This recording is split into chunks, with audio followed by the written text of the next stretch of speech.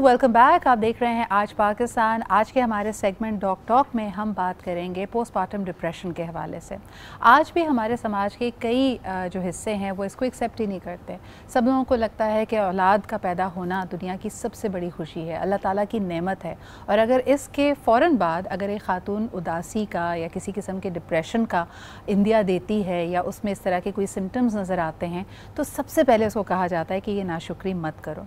लेकिन आज यकीनन आगही के इस स्टेप पे हम पहुँचे हैं कि we must talk about it. This is clinically proven कि खातून पोस्टपार्टम डिप्रेशन से गुजरती है। लेकिन आइए इससे जुड़े हुए कुछ सवालात हम अपने माहिर नफ्सियात से करते हैं और जानते हैं कि what can be done about it और उस वक्त किस किस्म की सपोर्ट एक खातून को चाहिए होती है। बहुत बहुत शुक्रिया हमारे साथ मौजूद होने के लिए। Very good morning to you. सबसे पहले मुझे बताइए कि क्या हमल से गुजरने वाली हर खातून पोस्टपार्टम डिप्रेशन से भी गुजरेगी? ये कितना कॉमन है, इसके बारे में हमें कुछ बताएं। मैं ये तो नहीं कह सकती कि हमल से गुजरने वाली हर जो खातून है वो पोस्टपार्टम डिप्रेशन से गुजरेगी, लेकिन 80% जो खवातीन है वो पोस्टपार्टम डिप्रेशन का शिकार होती हैं। और उसके पीछे रीजन ये है कि जैसे दो टर्म्स होती हैं, एक बेबी ब्लू जिसे एक हम बेबी ब्लूज जिसे हम कहते हैं, और दूसरी है पोस्टपार्टम डिप्रेशन। तो मोस्टली ये होता है कि हम इन दोनों को मिक्स कर देते हैं। Postpartum depression it's a mood disorder and baby blues these are like very common. ये वो कॉमन सिम्टम्स हैं जो कि तकरीबन हर खातून ही हमल के बाद या हमल के दौरान इनको एक्सपीरियंस करती है। अच्छा, न्यू मदर्स की ज़िंदगी में वैसे भी बहुत बड़ी तब्दीली है, ख़ास तौर पे अगर आपकी पहला बेबी है तो आप स्लीपलेस भी होंगी, आप अपनी सेहत का भी उस पर ख्याल रख रही हैं। तो नॉर्मली जिसको कहा जाता है कि you are probably going through baby blues. तो बेबी ब्लूज़ और पोस्टपार्टम डिप्रेशन, इन दोनों में फ़र्क क्या है? जी, तो मैं बात कर रही थी बेबी ब्लूज की, और पोस्टपार्टम डिप्रेशन में जो डिफरेंस उसकी बात कर रही थी। बेबी ब्लूज बेसिकली जो है ना वो हमल के 2 या 3 दिन के बाद स्टार्ट होते हैं, और उसके बाद 1 हफ्ते या 2 हफ्ते तक मैक्सिमम ये लास्ट करते हैं।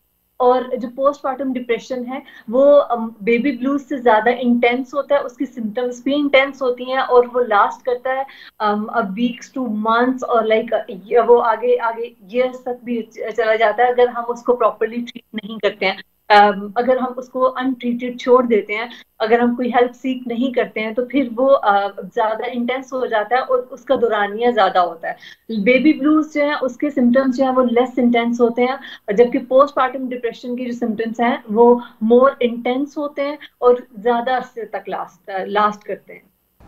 क्या पोस्टपार्टम डिप्रेशन के दौरान सिर्फ अगर आपका सपोर्ट नेटवर्क अच्छा हो, यानी आपको अपने ख़ानदान की तरफ से, शौहर की तरफ से, ससुराल की तरफ से सपोर्ट मिले, तो ये काफ़ी है, या आप समझती हैं कि इसके दौरान एक ख़ातून को थेरेपी की या किसी किस्म की अद्वियात की भी ज़रूरत पड़ सकती है?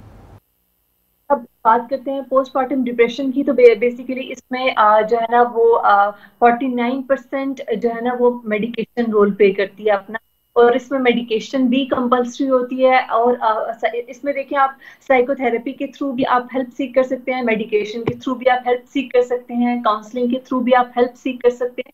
सपोर्ट सिस्टम एक बेसिक, हाँ, एक टूल जरूर होता है, सपोर्ट सिस्टम की आपको जरूरत जरूर होती है, but without the help of medication and psychotherapy and counselling आप क्योर नहीं हो सकते हैं। अगर आप ये कहें कि आप सिर्फ सपोर्ट सिस्टम की बेस के ऊपर अगर आप इन चीज आप वेदर इट्स बेबी ब्लूज और like whether it's postpartum depression के आप इससे बाहर आ जाएंगे, तो इट्स नॉट पॉसिबल। उसके लिए आपको मेडिकेशन अलोंग विथ साइकोथेरेपी और लाइक काउंसलिंग आपको ये रिक्वायर्ड होती है, इसके बगैर आप नहीं चल सकते। अच्छा, ये बताइए कि एक न्यू मदर के लिए यकीनन उस वक्त उसका बेबी कम्प्लीटली उस पर डिपेंडेंट है, उसकी फीडिंग से लेके उसको सुलाना, and you know the whole bonding is very important.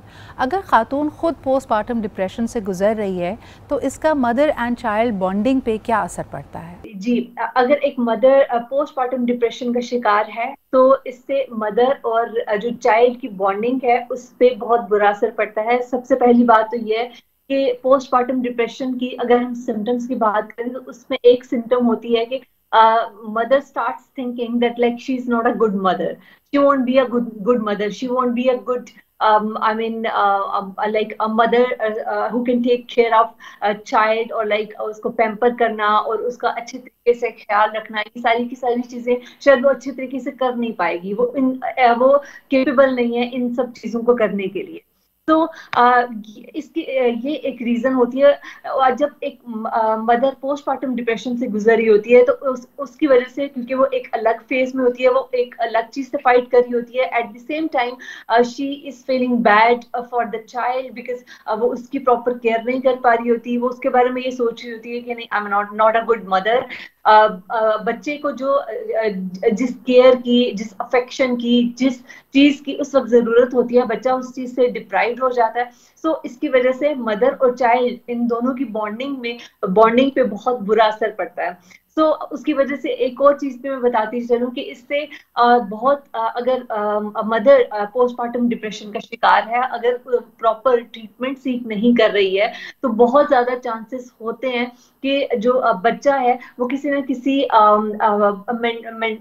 Mental disorder या फिर किसी न किसी फिजिकल डिसऑर्डर उसकी तरफ जो है ना वो हो सकता है, उसका वो इंक्लाइंड हो सकता है कि उसको वो शिकार हो सकता है किसी न किसी डिसऑर्डर का। सो मदर का पोस्टमार्टम डिप्रेशन से बाहर आना, मदर का पोस्टमार्टम डिप्रेशन से हील होना, ये कंपल्सरी होता है because it's a proper mood disorder. जिस तरह से हम फिजिकल डिसऑर्डर्स की बात करते हैं, फिजिकल इलनेस की बात करते हैं, उनका क्योर होना बहुत जरूरी होता है। इसी तरह से जब हम साइकोलॉजिकल साइकेट्रिक इलनेसेस की बात करते हैं तो इनका ट्रीटमेंट भी बहुत जरूरी होता है बिकॉज इसकी वजह से आपकी मेंटल हेल्थ और आपकी फिजिकल हेल्थ इन दोनों के ऊपर बहुत बुरा असर पड़ता है। अच्छा, क्या ये ज़रूरी है कि अगर एक प्रेगनेंसी, एक बच्चे की पैदाइश के बाद एक खातून ने पोस्टमार्टम डिप्रेशन एक्सपीरियंस किया है तो आने वाली हर प्रेगनेंसी या हर बच्चे की पैदाइश के बाद एक पैटर्न होता है and she will experience it over and over again? जी, इसमें जो है जरूरी नहीं है कि अगर मदर फर्स्ट चाइल्ड की बर्थ के बाद पोस्टमार्टम डिप्रेशन का शिकार हुई है तो उसके बाद सेकंड या थर्ड जो चाइल्ड है उसकी बर्थ के बाद भी उसको पोस्टमार्टम डिप्रेशन का शिकार होना पड़े, इट्स नॉट कंपल्सरी। ये नेसेसरी नहीं है, लाजिम नहीं है ये चीज, लेकिन ये उस सूरत में होता है अगर आप फर्स्ट जो चाइल्ड है उसकी बर्थ के बाद अगर आप पोस्टमार्टम डिप्रेशन को, उसके सिम्टम्स को, उन सब चीजों को अंडरस्टैंड करके, और अगर आप प्रॉपर हेल्प सीख नहीं करते अपने हेल्थ केयर प्रोफेशनल्स से, अगर आप प्रॉपर ट्रीटमेंट सीख नहीं करते और अगर आपका अनट्रीटेड रह जाता है आपका डिसऑर्डर, तो वो फिर नेक्स्ट जो आपका बच्चा है उसकी बर्थ के बाद भी आपको चांसेस बढ़ जाते हैं। इट्स ऑल अबाउट प्रोबेबिलिटी कि चांसेस बहुत ज्यादा बढ़ जाते हैं कि आप दोबारा पोस्टमार्टम डिप्रेशन का शिकार हो सकते हैं। दोबारा जब आपकी सेकंड बेबी की वो बर्थ होगी तो उसके बाद अब जो है वो अगेन इस चीज के बारे अगेन आप पोस्टमार्टम डिप्रेशन का शिकार हो जाएंगे। सो उसमें जो है वो जरूरी है कि आप पोस्टमार्टम डिप्रेशन जी, और बहुत बहुत शुक्रिया हमारे साथ मौजूद होने के लिए। एक बड़ा ही अहम टॉपिक जिसको हम कभी कभार नज़रअंदाज सिर्फ इसलिए करते हैं क्योंकि समाजी तौर पे हमें उसको समझना मुश्किल होता है, ख़ास तौर पे उनके लिए जो ख़ुद औलाद के ख्वाहिशमंद हैं। और यकीनन हमारी जो सारी फैमिली लाइफ है इसके इर्द गिर्द घूमती है कि लोग आना भी चाहते हैं, मिलना भी चाहते हैं, बेआरामी भी होती है, ज़िंदगी में तब्दीली आती है। तो पोस्टमार्टम डिप्रेशन जैसे अहम मौजू को हम साइडलाइन कर देते हैं सिर्फ ये सोच कर कि ये सिर्फ एक ज़िंदगी का नया फेज़ है, तब्दीली है जिसके साथ एडजस्टमेंट की ज़रूरत है। But it is clinically proven to be a problem and therefore needs to be addressed. एक छोटा सा ब्रेक लेते हैं and we'll be right back.